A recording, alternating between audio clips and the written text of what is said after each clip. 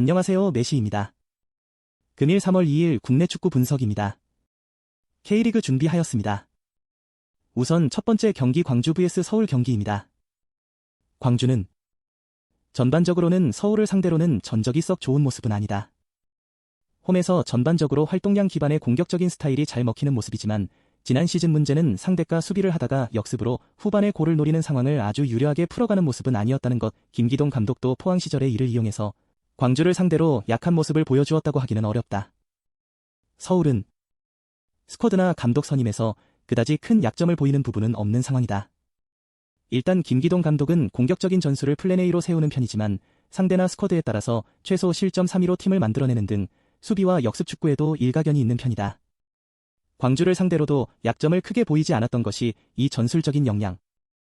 링가드의 이적뿐만 아니라 포항 시절에 잘 써먹은 팔로세비치 같은 선수들도 김기동 감독이 부활시킬 수 있다는 기대도 걸고 있는 상황이다. 저의 코멘트는 서울이 이길 가능성도 높다고 본다. 홈에서 광주가 더 플랜이 정교하게 이어가는 면모가 있지만 선수 비후 역습 성향에게 약한 면모가 없지는 않은 것도 사실. 일단 김기동 감독이 선수비 전술을 못 쓰는 감독이 아닐 뿐더러 현재 서울에는 크게 스쿼드에 구멍이 있는 곳이 없다. 전력 통계 함께 보시면서 다음 경기 준비하겠습니다. 두 번째 경기는 부천 vs 천안 경기입니다.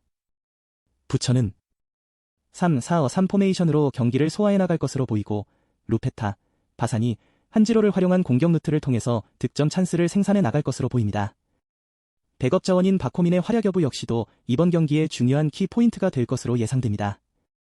천안시청은 급조된 팀을 잘 만들기로 유명한 펩태완 감독은 4-1-4-1 포메이션으로 경기를 진행해 나갈 것으로 보이고 모따, 파울리뇨, 에릭 이렇게 외국인 트리오를 중심으로 공격 패턴을 준비해서 득점포를 가동해 나갈 것으로 예상됩니다. 백업 자원인 한석희의 활약 여부 역시도 중요한 관건이 될 것으로 보입니다. 나의 코멘트는 앞서 언급한 대로 천안의 김태환 감독은 급조된 팀을 단기간에 하나된 원팀으로 만드는 능력이 탁월합니다. 그 이유는 상무에서 오랜 시간 지도자 생활을 해왔기 때문입니다. 그리고 파울리뇨, 모따, 에릭, 윤용호, 한석혜, 김성준, 신영민, 이웅희, 김성주, 마상훈, 박준강, 구대영 등 일부 리그 경험이 있는 다수의 선수들이 천안 스쿼드에 포진해 있습니다. 이 경기는 감독의 유연한 전술 능력과 선수 스쿼드 레벨 차이로 원정팀이 우세한 경기력을 보여줄 공산이 커 보이고 오버 가능성을 주목해봅니다. 전력 통계 함께 보시면서 세 번째 경기는 인천 vs 수원 경기입니다.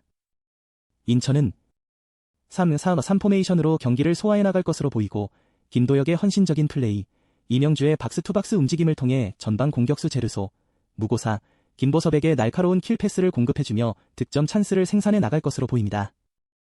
백업 자원인 천성훈의 활약 여부 역시도 이번 경기의 중요한 키포인트가 될 것으로 예상됩니다. 수원FC는 4-3-3 포메이션으로 경기를 진행해 나갈 것으로 보이고 윤빛가람의 후방 빌드업을 바탕으로 이선 플레이메이커 이승우의 종적인 움직임을 통해 볼을 전방으로 운반하고 전방 공격수 몰래하라고 이광혁에게 양질의 킬 패스를 공급해주며 득점포를 가동해 나갈 것으로 예상됩니다. 백업 자원인 이준석하고 유리몸 지동원의 활약 여부 역시도 중요한 관건이 될 것으로 보입니다. 나의 코멘트는 인천의 경우 저번 시즌 팀을 먹여 살리던 용병 에르난데스가 겨울 이적 시장을 통해 전북으로 이적했습니다. 그렇기 때문에 전체적인 공격력이 답답한 양상으로 흘러갈 가능성이 높습니다.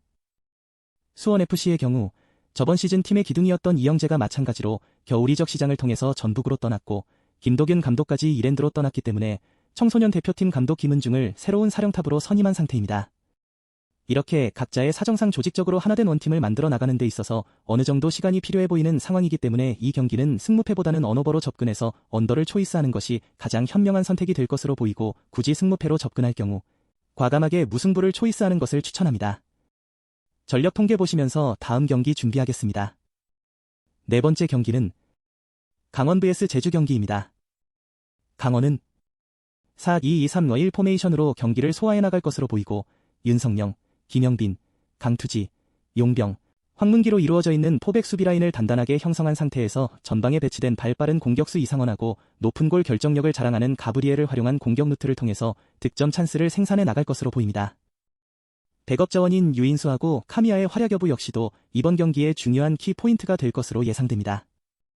제주는 4-4-2 포메이션으로 경기를 진행해 나갈 것으로 보이고 정훈, 송주훈, 임채민, 김태환을 중심으로 한 포백 수비 라인을 단단하게 구축한 상태에서 전방에 배치된 에이스 용병 헤이스하고 묵직한 스트라이커 유리 조나탄이 스위칭에 들어가는 공격 패턴을 준비해서 득점포를 가동해 나갈 것으로 예상됩니다. 백업 자원인 용병 이탈로하고 탈레스의 활약 여부 역시도 중요한 관건이 될 것으로 보입니다. 그리고 제주는 이번 시즌 국대 출신 미드필더 구자철이 부활할 수 있을지가 최대 관건이 될 것으로 보입니다. 나의 코멘트는 강원은 윤성영, 김영빈, 강투지, 황문기 조합의 포백 수비 라인을 중심으로 보수적인 경기 운영을 선보일 전망이고 원정팀 제주 역시도 K리그 무대에서 잔뼈가 굵은 정훈, 송주훈, 임채민, 김태환을 위주로 한 탄탄한 수비 전술을 보여줄 전망입니다. 그렇기 때문에 이 경기는 굉장히 루즈한 흐름 속 전후반 90분이 지나가 버릴 가능성이 높아 보이기 때문에 승무패로 접근하기보다는 언오버로 접근해서 언더를 선택하는 것이 가장 좋은 선택이 될 것으로 예상됩니다. 굳이 승무패로 접근할 경우 제주도에서 비행기 타고 강원도까지 이동해야 하는 제주 선수들의 피로 누적을 감안하여 홈팀 사이드로 판단하는 것을 추천합니다. 전력 통계 함께 보시면서 K리그 분석 마치도록 하겠습니다. 오늘도 부족한 메시와 영상을 시청해줘서 고마워. 하루하루 발전하는 메시가 될게. 조금 더 정확한 분석 조합픽을 원하면 고정 댓글 확인해주길 바래 메아.